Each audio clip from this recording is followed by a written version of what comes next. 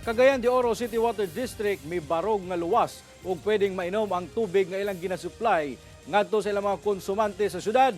Kini ang ilang tubag human nga migawas ang datos gikan sa City Health Office kalabot sa mga nakitang kagaw sa tubig nga gipanggamit sa mga kabalayan ug mga mall sa syudad.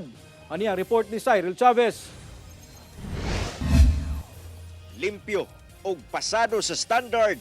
Ingon ani matud pa ang ginasupply nga tubig sa Cagayan de Oro City Water District ngadto sa ilang mga konsumante sa tibuok syudad. Kini ang pagpaklaro ni Dr. Jerry Canyo, ang chairman sa Board of Directors sa buhatan. Matud ni Canyo nga matag adlaw mupailawom sa testing ang ilang mga tubig nga ginasupply sa mga kabalayan ug mga establishmento.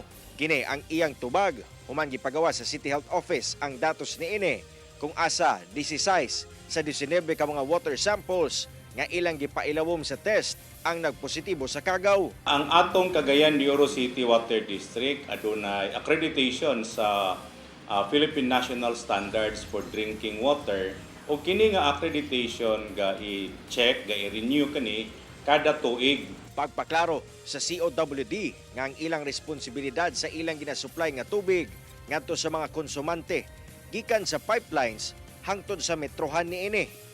Ang tubig gikan sa metrohan pasulod nga linya sa matag balay ang iya na sa mga konsumante. Matud ni Canyo nga ang mga nakitang kagaw sa mga water samples nga gipailawom sa testing sa CHO posibleng nagsumikad sa mga after meter water nga anaa sa mga kabalayan o mga water system sa mga establishmento sama sa mga mall. Obligasyon ka na sa atong mga konsumante, ilabi na sa atong mga establishments, no? Sa nagkanalain nga malls diri sa Dakbayan, sa mga hotels, restaurants, nga ilang siguroon nga ang tubig nga moagas gikan after the meter o gikan sa ilang metro paingon sa ilang tagsa-tagsa ka mga gripo kini luwas ug sigurado nga dili makahatag og kadaot. Nagpasidaan sab si Canyo ngadto sa mga konsumante nga batasanong sutaon ang kahimtang sa ilang mga linya sa tubig. Pasalig sa buhatan nga gawa sa ilang pagbintinar sa kalimpyo sa ilang ginasupply nga tubig.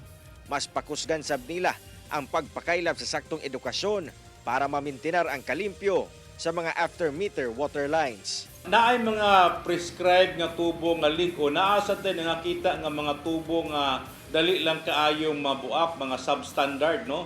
O kana nga mga tubo dili kana nato unta gyud gina-prescribe. Kauban si Jaybert Pairat, Cyril Chavez. 1 Mindanao.